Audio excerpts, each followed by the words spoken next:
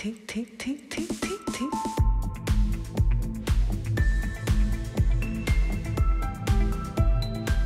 Culture, Olivia Gesbert, bienvenue au club.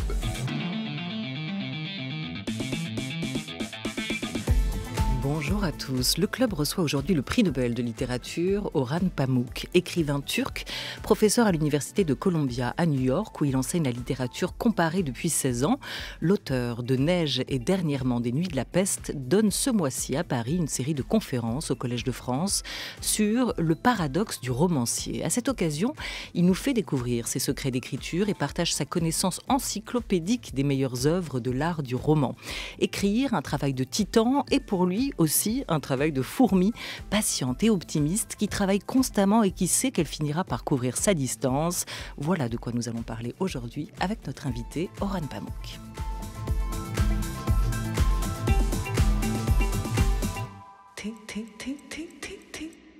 Une émission programmée par Anouk Delfino et Henri Leblanc, préparée et coordonnée par Laura Dutèche-Pérez, la belle équipe de Bienvenue au Club, avec à la réalisation Félicie Faugère et Michael Simon à la technique. Et bonjour Orhan Pamuk. Bonjour. Bonjour monsieur. Et bonjour à votre voix française, Bonjour. Xavier Combe. Bonjour Xavier Combe. Orhan Pamuk, vous ne serez pas chez vous en Turquie pour voter ce dimanche, puisque vous êtes ici en France avec nous. Vous ne serez pas chez vous pour voter pour ce second tour de l'élection présidentielle. Et pourtant, c'est un temps fort. Mais j'ai déjà voté. J'ai déjà voté dans mon imagination. J'ai voté en réel. Je profite de mes conférences au Collège de France. Et au second tour, je suis à peu près sûr qu'Erdogan va gagner. J'ai mes responsabilités envers mes étudiants au Collège de France et je profite de ce moment à Paris. Oui, alors vous êtes à Paris, vous êtes avec nous. C'est quand même un temps fort dans la vie d'un pays, une élection. Et la Turquie, c'est vraiment votre pays. On va voir aussi comment ce pays, cette culture imbibe toute votre écriture. C'est un temps fort. Alors comment va votre pays, la Turquie, Orhan Pamuk, puisque vous venez à nous avec des nouvelles aussi? A lot of us have survived the 20 years of Erdogan's reign. In the first 10 years, d'Erdogan a duré 20 ans. Dans les premières années, ce n'était pas si mal. Mais aujourd'hui, les choses sont de plus en plus répressives, conservatrices, et les choses vont de plus en plus mal. Et j'ai bien peur que nous devons nous préparer pour 5 ans de répression, d'autoritarisme, et un petit peu d'islam politique, de plus en plus d'islam politique d'ailleurs, et un régime particulièrement autoritaire. Voilà ce qui nous attend, malheureusement. Les 5 ans à venir en Turquie vont être difficiles pour les démocrates, les laïcs, les progressistes en Turquie. Mais c'est, à mon avis, ce qui va se produire dès dimanche. Donc, accrochez-vous. Vous allez voir ce que vous allez voir. Mais moi, j'ai vécu pire. J'ai vécu des époques de dictature militaire. Moi, j'ai vu mes amis se faire emprisonner.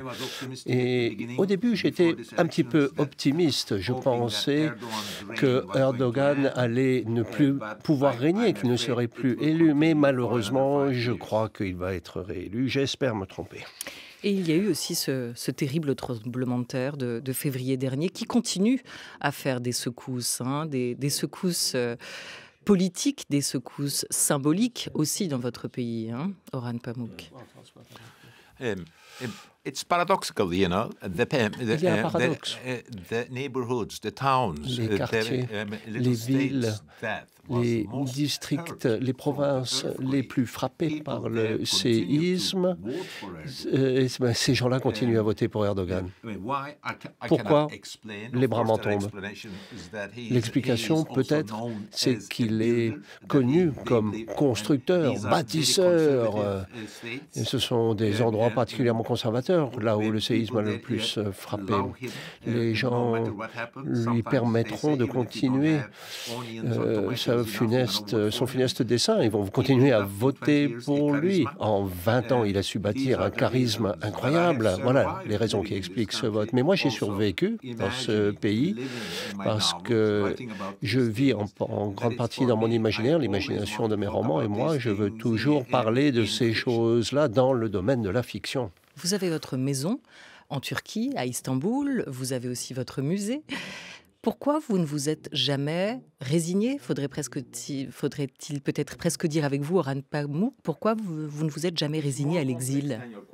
Non, attendez, les choses sont plus complexes que l'on ne peut penser. Moi, je suis attaqué par la presse pro-Erdogan.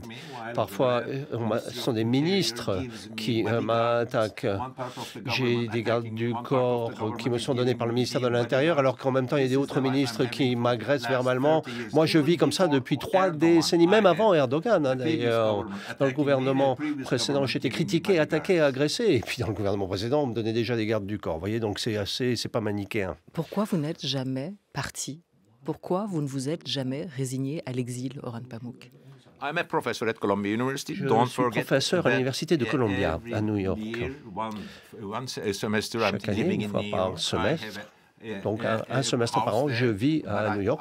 J'ai mon domicile à New York, mais je suis citoyen turc, je suis turcophone, donc je vais survivre là-bas. Et je dis à mes amis, et je dis partout que je survis, je suis en situation de survie, et c'est mon activité.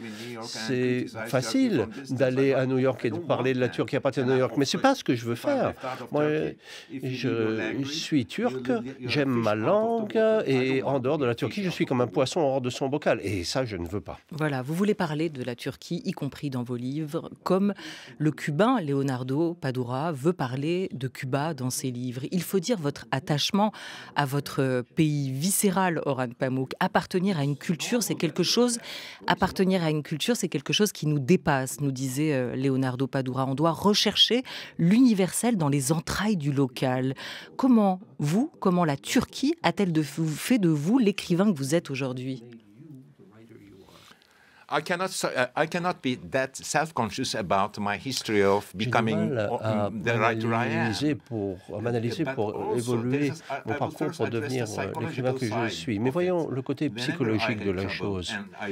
J'ai eu des problèmes, notamment il y a 10 ans. J'avais des gardes du corps, des menaces de mort, on m'a condamné différentes formes. Et pourtant, je me lève le matin, stylo à la main, et j'écris. La fiction ouvre un nouvel imaginaire pour moi. Et c'est là que je me cache, j'ai l'impression que je survis, je me bats et ainsi de suite. Je suis faible lorsque je réponds à l'autorité. Je suis fort quand je fais de la fiction, lorsque je parle des problèmes qui sont les miens. Et c'est la fiction, en réalité, qui m'a permis de survivre. Je me suis drapé de la joie de la fiction et je continuerai à faire ça. Oui, je sais que l'époque à venir sera difficile en Turquie, mais je continue à vivre cette expérience. C'est un combat. Et je continue, on va bien voir. Je continue ce dialogue virtuel pour ma part avec Leonardo Padura, si vous le voulez bien, Orhan Pamuk, parce que comme l'auteur de L'eau de toutes parts, vivre et écrire à Cuba, c'était le titre de son dernier livre où il racontait son écriture, vous êtes, vous, entouré de bleu, Orhan Pamuk. Si Istanbul n'est pas une île, Istanbul a le Bosphore en son sein. Et ce Bosphore, vous le dessinez magnifiquement bien dans un livre paru l'an dernier, Souvenirs des montagnes au loin, qui sont vos carnets dessinés, vos carnets de croquis. Est-ce une invitation au voyage, ce Bosphore, au voyage de l'imagination, une invitation à regarder loin, de l'autre côté? Souvenir des montagnes au loin, c'est un extrait de mon journal intime que j'ai là, que je vous montre là. C'est formidable. Tous les jours, j'écris dans mon journal. Parfois, je dessine. Il est en train de nous le montrer. C'est formidable. Et puis, avec l'aide de mon éditeur, Gallimard, Antoine Gallimard, nous avons fait une sélection de mon journal intime, notamment les pages où il y a des dessins. Ça a donné lieu à ce livre, Souvenirs des montagnes au loin. Dans ce livre, on plonge dans la vie intime d'un écrivain dont l'activité est de créer des romans depuis 50 ans. Moi, j'écris non seulement des romans, mais je dessine, je fais des dessins en français dans le texte. Et ce livre, Souvenirs des montagnes au loin, est une espèce de sélection de ce que je fais. Ce n'est pas un livre en ordre chronologique. Ça a été mis en place de façon thématique. Quand je parle de solitude, je prends une page de mon journal de 2015 ou de 2011 réponse. Je vais puiser dans mes expériences de solitude. Si je parle de montagne, ou si je parle de peinture de paysage chinois, eh bien, il y a une théorie là-dessus. J'en parle, et moi, je suis dadaïste et pointilliste dans l'âme, donc je parle de ça aussi. En fait, moi, je suis un écrivain dadaïste, un écrivain pointilliste, je mets tout ça ensemble comme un puzzle. Le labyrinthe, les méandres de ma créativité fonctionnent de telle sorte que je crée des personnages. Parfois, je m'exprime comme Dickens. Je parle à mes personnages et je dis « Allez, vas-y, lance-toi, lance-toi ». Et ainsi, je me motive à écrire et à poursuivre ma voie. Ce livre, Souvenirs des montagnes au loin, c'est à propos du quotidien d'un écrivain et d'un artiste. Et la mer est partout, le bleu est partout entre ces pages. Comme cet entretien est filmé, je peux en montrer quelques-unes. Vous peut-être aussi dans vos derniers croquis, puisque vous avez sur la table votre petit carnet, votre Moleskine bien évidemment, où vous prenez note et où vous dessinez. Hein. On le voit à peu près bien, j'espère. Mais sinon, il faudra s'offrir le livre, vos dessins avec la mer omniprésente, sous la pluie, avec des bleus de toutes les couleurs. Cette mer et ces bateaux qui partent au loin. Le paysage est à la base de tout. Écrivez-vous dans vos carnets de croquis, publiés donc chez Gallimard, Souvenirs des montagnes au loin. Ce journal que vous tenez depuis 2009, où vous ne cessez de dessiner le Bosphore, que vous voyez depuis chez vous, sur les hauteurs de Chiangir, si je prononce bien, le quartier de votre enfance. Hein. Et ça, c'est aussi tout votre imaginaire que l'on peut retrouver dans ces carnets-là, dans lequel vous piochez, comme vous le disiez, régulièrement. Le paysage est la base de tout, et la base de l'imaginaire, Orhan Pamuk. Yes, I think, on the other hand, now that I'm happy that you underline. Oui, merci d'avoir parlé de cela.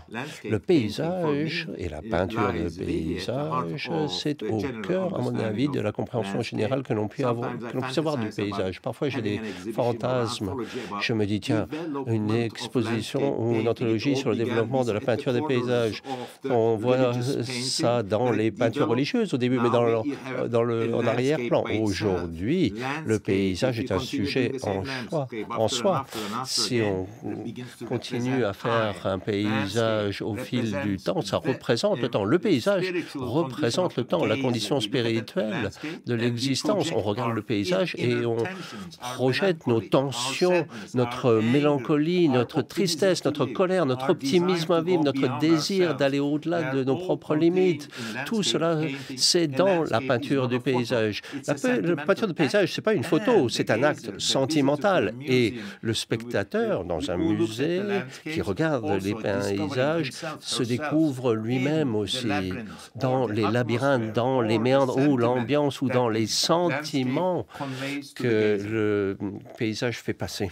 Et vous écrivez comme vous peignez, Orhan Pamuk, midi 15 sur France Culture, avec notre invité, le prix Nobel de littérature, écrivain turc, Orhan Pamuk. France Culture, bienvenue au club. Olivia Gesbert. J'autorise que chaque sujet impose inévitablement et irréductiblement le style. L'écrivain simplement traite le sujet de la meilleure façon qu'il soit trouvé. Abordons le problème du fond maintenant, après la forme. On dit l'univers de Faulkner comme on parle de l'univers balzacien. Voulez-vous, William Faulkner, nous définir, nous dire ce qu'est d'après vous cet univers? C'est le monde de tout écrivain. Son imagination, ses observations, son expérience. Aucun écrivain n'aurait le temps de pousser cette définition plus loin. Il ne lui resterait pas le temps d'écrire. William Faulkner, au micro de Pierre Lost en 1955. Et vous, quel est l'univers Pamuk? Si je reprends la question de mon confrère. Balzac et Faulkner ont créé de nouveaux univers et ont mis leurs personnages. On voit dans la comédie humaine des personnages, et chez Faulkner, dans Yuknapatawpha, l'imaginaire, là, Faulkner a également fait une cartographie Moi, dans une certaine mesure, je fais la même chose dans cette tradition balzacienne et dans la tradition de Faulkner. Moi, j'ai des personnages qui arrivent dans le musée des Innocents et dans mes d'autres romans sur mon quartier d'enfance dont vous avez parlé. Je décris ces quartiers d'Istanbul et parfois ils reviennent chez un nouveau personnage. C'est peut-être un personnage dans un roman qui devient un personnage secondaire dans un autre. Donc, Faulkner est influencé par Balzac, moi je suis influencé par le Faulkner, je poursuis cette tradition. Mais moi j'ai besoin d'un pays imaginaire, moi j'ai mon Istanbul à moi, et je suis content si je fais ce que Balzac et Faulkner faisaient dans leur pays imaginaire. Moi je fais la même chose avec de nouvelles techniques, bien sûr, avec des approches nouvelles. Et mon terreau, c'est Istanbul, et c'est de nouvelles façons d'écrire des romans, et je donne actuellement au Collège de France des conférences sur les nouvelles façons d'aborder l'écriture de ce point de vue dont nous parlons, et je fais ça au Collège de France avec grande joie à Paris ces jours-ci. En ce moment, et quand il parle de l'art du roman, William Faulkner, il met en avant le style.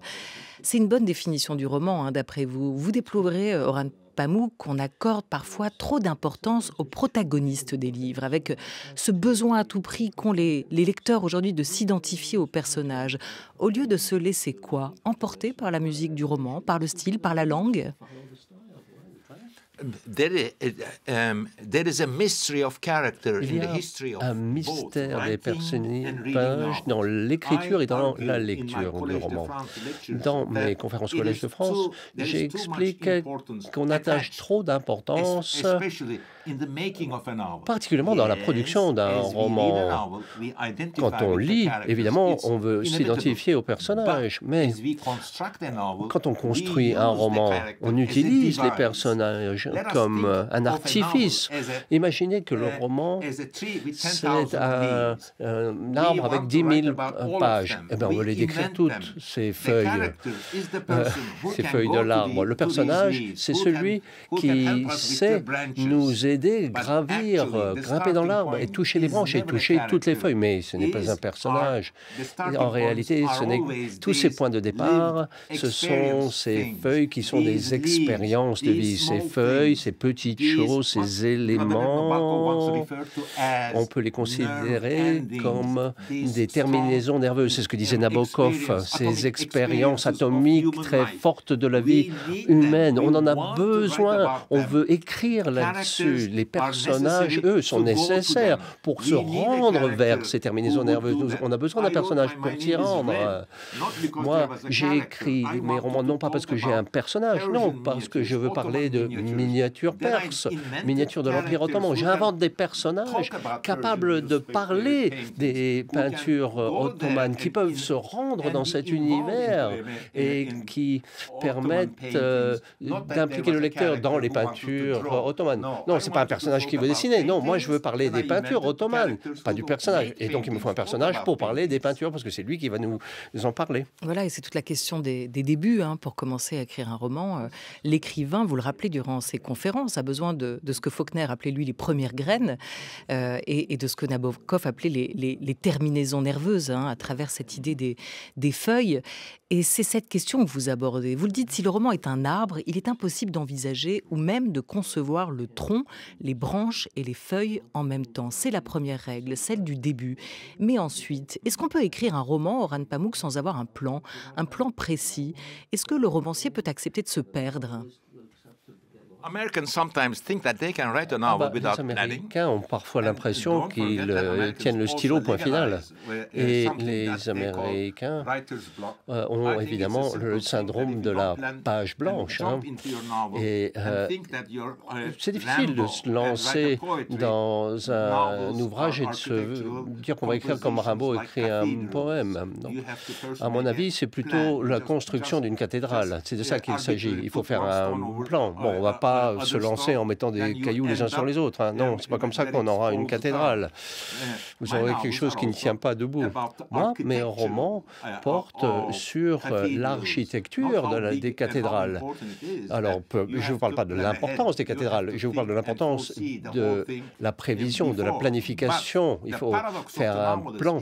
Mais le paradoxe de l'écriture et du roman, c'est que l'imagination est limitée. La mémoire est limitée. On ne peut pas imaginer un roman de 600 pages avant de se lancer, c'est sûr. Hein. Donc, il faut bien commencer. Il faut commencer à un endroit. Et dans mes conférences au Collège de France, j'explique qu'étant donné la limite de l'imagination humaine, il faut bien se trouver un point de départ. Comment continuer? Comment trouver d'autres branches, d'autres feuilles? Comment se lancer dans les personnages? Comment suivre le fil du récit? Alors, il y a une différence entre histoire et récit et plan. Quand on voit les livres, quand on voit les feuilles de l'arbre, elles sont là, certes, mais il y a d'autres arbres, il y a d'autres feuilles. Donc, il y a une différence entre histoire et récit. Donc, vous voyez les histoires, vous voyez les différentes feuilles de l'arbre, alors que l'histoire, dans les romans à l'ancienne, c'est toujours chronologique, c'est linéaire. Balzac, c'est très linéaire, hein, tout grand respect pour Balzac, mais Faulkner, lui, il fait des allers-retours dans le temps. Et moi, je suis de la génération suivante. Moi, c'est encore plus acrobatique ce que je fais. Et je donne les recettes de mes acrobaties dans mes conférences au Collège de France. Alors, on vous entend aussi dire durant ses leçons au Collège de France que le romancier, même s'il a un plan, doit quand même accepter de penser contre lui-même, accepter de changer d'avis, accepter parfois aussi de se contredire. On est d'accord? C'est important. I am a slow writer. Although I work a lot, I produce approximately one novel in 4 years. I produce publishable 150, 60 pages a year, although I work 10 hours par an, mais je travaille 10 heures par jour. Hein. Et à mesure que l'on écrit un roman, les idées vous viennent. Elles sont très nombreuses. Parfois, elles sont contradictoires. Les beaux romans complexes portent des énergies conflictuelles et des idées contradictoires. Fitzgerald, le Gatsby magnifique, a dit « Si on peut arriver à porter deux grandes idées contradictoires dans votre esprit et vivre avec ça, eh bien dans ce cas-là, eh bien vous pouvez devenir romancier. » Des idées contradictoires, y compris sur l'époque. Orhan Pamuk, vous racontez au Collège de France que l'une des fonctions du roman est de nommer, de conserver, de protéger et d'inscrire dans ses passages descriptifs nos traditions, nos villes et nos pays, les vies que nous menons et les subtilités de notre langue. Que le roman est un musée, en fait, que le romancier est un conservateur de musées. Récemment, c'est votre ami Salman Rushdie, qui est écrivain. Il y a quelques jours, il a été honoré aux British Books Awards et il a dit, je voulais savoir si vous étiez d'accord avec lui, « Nous vivons à une époque, je pense, où la liberté d'expression, la liberté de publier n'ont pas été autant menacées de mon vivant dans les pays occidentaux. Les livres doivent nous venir de leur temps et être de leur temps. Et si c'est difficile à supporter, ne les lisez pas.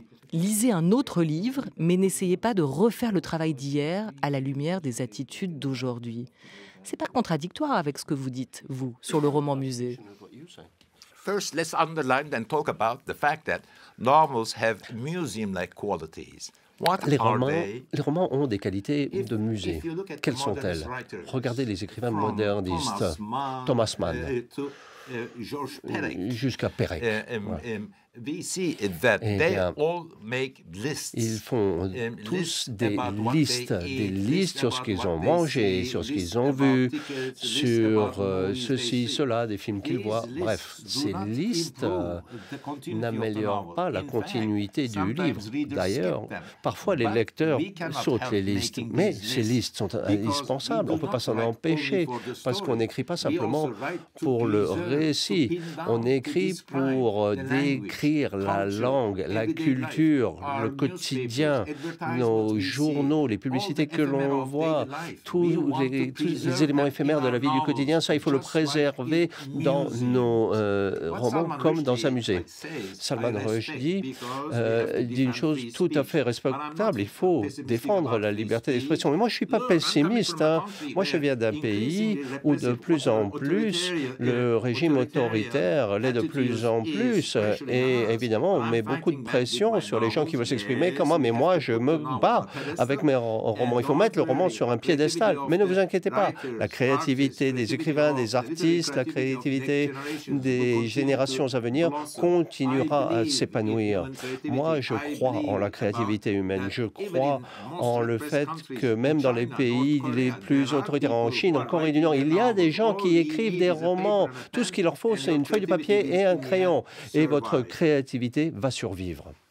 On a un besoin vital d'histoire et de récit. On est des êtres fabulateurs. C'est ce que rappelle un autre de vos camarades d'écriture, Umberto Eco, et ça, vous serez d'accord avec lui.